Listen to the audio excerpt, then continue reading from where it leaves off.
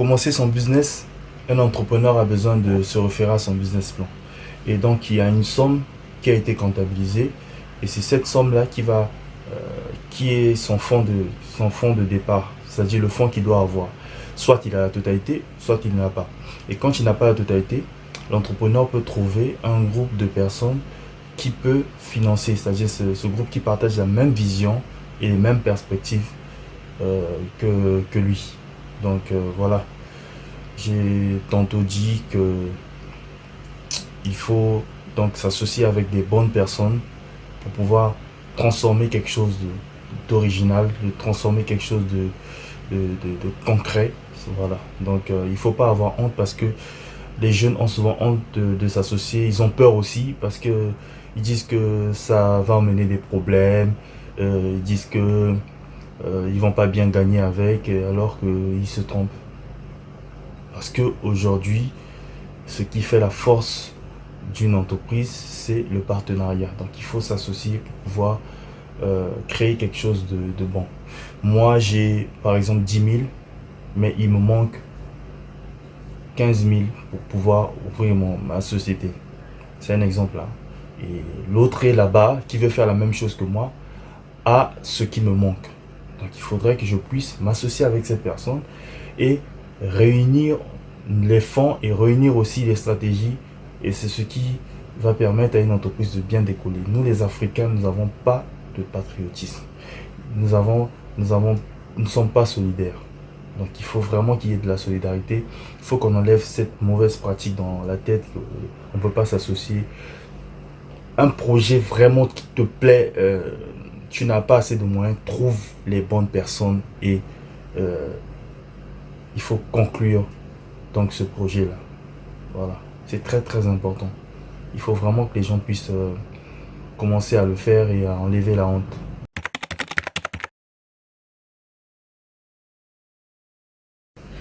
Euh, pour faire connaître son business, il y a beaucoup de stratégies, il y en a tellement. Mais ce que je peux citer ici, c'est la stratégie des réseaux sociaux, c'est-à-dire mettre en avant un financement pour promouvoir les services, c'est-à-dire promouvoir son entreprise à travers donc le marketing numérique. Il faut donc prendre ça en considération parce que c'est ce qui marche. Vous savez, aujourd'hui, nous sommes au 21e siècle et nous sommes à l'ère du numérique. Et le numérique domine le monde. Et ça, on doit le savoir.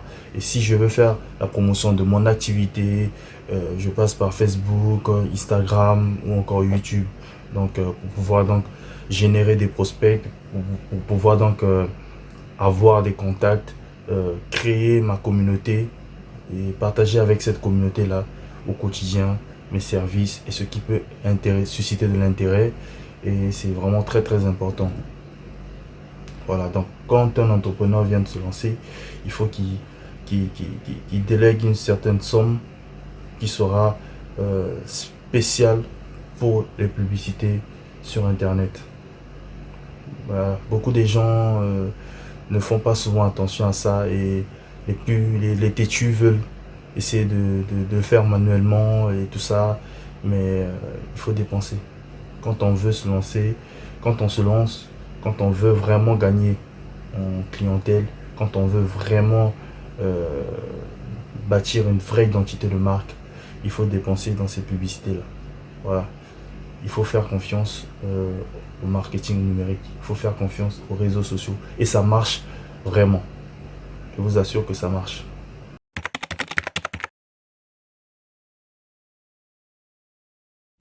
Je dirais qu'il y a beaucoup d'éléments. Il y a euh, le manque d'accès au financement. Il y a les business plans mal rédigés. Il y a des gens qui ne savent pas s'entourer, par exemple, qui sont entourés des mauvaises herbes. Et de ces personnes-là qui renvoient toujours de la négativité au quotidien. Et donc, il y a, il y a également des entrepreneurs qui ne sont pas motivés ou encore qui n'aiment pas ce qu'ils veulent entreprendre. Et ça, c'est très dangereux parce que quand on n'aime pas ce qu'on veut faire et on n'est pas passionné et sans passion, il n'y a vraiment rien. Il y a rien qui va décoller, quoi.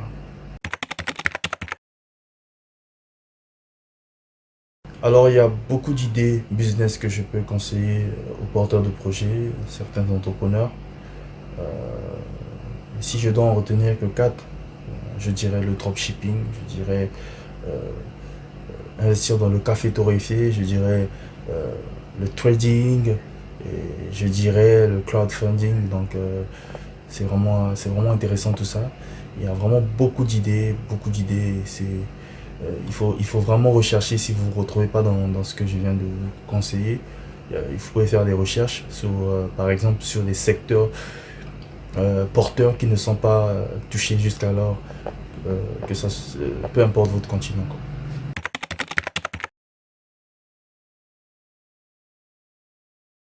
Mon business model, wow, j'en ai au moins une dizaine, mais je vais parler de John Paul DeJoria.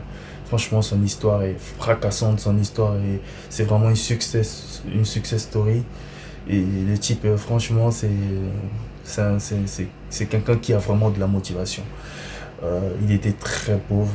Il sortait avec son frère vendre notamment les bouteilles de Coca-Cola dans la rue chaque 5 heures du matin. Et quand il avait 20 ans, il s'est divorcé avec sa femme. Ils ont eu un enfant, il est resté avec l'enfant, il mangeait des oranges, il mangeait du maïs, il mangeait un peu n'importe quoi. Et aujourd'hui, il se retrouve milliardaire. Franchement, il n'y a pas un autre mot qui définit la motivation.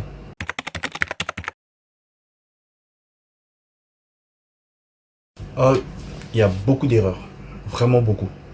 Mais si je dois en citer que trois, je dirais qu'il faut pas quand on démarre son entreprise, ne commencez pas avec beaucoup de gens. Prenez les personnes nécessaires, au minimum 3, 2. Ne vous compliquez pas la tâche. Parce que moi, j'ai fait cette erreur. Quand j'ai créé mon entreprise, j'ai démarré avec 15 personnes. Et c'est vrai qu'on était rentable, mais je sentais que on avait du mal à décoller financièrement. Et voilà, donc c'est ça. Et ensuite, il faut placer une comptabilité. Ne commencez jamais sans comptabilité. C'est très, très, très dangereux. Et il faut euh, toujours respecter et payer euh, les taxes de l'État. Il faut jamais contourner ça. Et voilà. Donc, il ne faut pas commettre ces erreurs-là.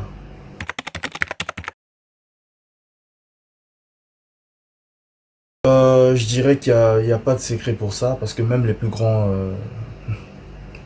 tombent, hein. Même les plus grands tombent. Et ce qu'il faut faire, c'est au moins tenter d'éviter de se retrouver dans la zone rouge. C'est-à-dire que il faut être sérieux, il faut vraiment une discipline entrepreneuriale bien définie, il faut bien surveiller sa comptabilité, euh, il faut tout voir à la lettre, il faut se montrer vraiment participatif, il faut vraiment euh, être présent dans son business. Parce que quand vous n'êtes pas là, c'est très très dangereux. Quand vous déléguez, vous savez, les gens, les délégués euh, n'entreprennent pas comme vous le faites, c'est-à-dire ne font pas avec votre passion. Donc, on ne sait jamais, il ne faut pas déléguer, c'est très très très compliqué. Au pire, si vous déléguez, il faudrait vraiment avoir confiance en cette personne. Et il faut vraiment avoir les yeux ouverts. Parce que quand on est entrepreneur, il faut pas qu'on laisse passer les petites choses. Même 10 francs, même 5 francs, ne laissez pas passer. Voilà, même si vous en avez assez. Il faut être rigoureux et être rigoureux, dur avec vous aussi. Il faut vous fixer les objectifs. Voilà.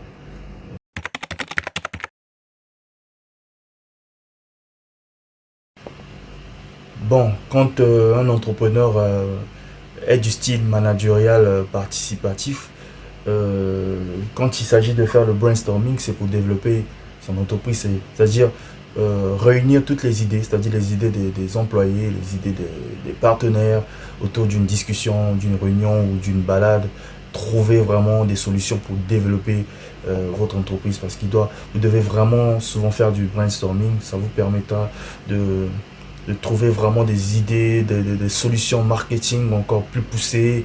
Ça permet de réfléchir parce que seul on ne peut pas trouver les bonnes techniques. Il faut toujours s'associer aux autres et ça c'est très très important.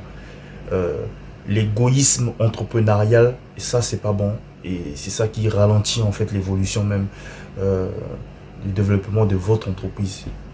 Il faut être ouvert. Il ne faut pas être ce type d'entrepreneur qui est fermé, qui qui pense que sa réflexion est la meilleure. Non, il y a des gens qui réfléchissent mieux que nous. Il faut, comme je dis, il faut savoir bien s'entourer et il faut faire un brainstorming vraiment conséquent. Il ne faut pas embaucher n'importe qui, embaucher les personnes qui sont utiles à votre développement. Donc, ces personnes-là vont contribuer dans le brainstorming. Si dans votre équipe, vous avez des gens qui n'aiment pas donner des idées, en tout cas, il faut vous en défaire. Voilà, nous arrivons à la fin de cette vidéo. 8 questions avec Cyril Bokilo. Et donc, si vous êtes nouveau, abonnez-vous, activez la cloche. Et comme ça, vous serez notifié sur mes prochaines vidéos parce que je vais vraiment développer de grands sujets, des bonnes choses. Et on se dit ciao, ciao, ciao et à très bientôt.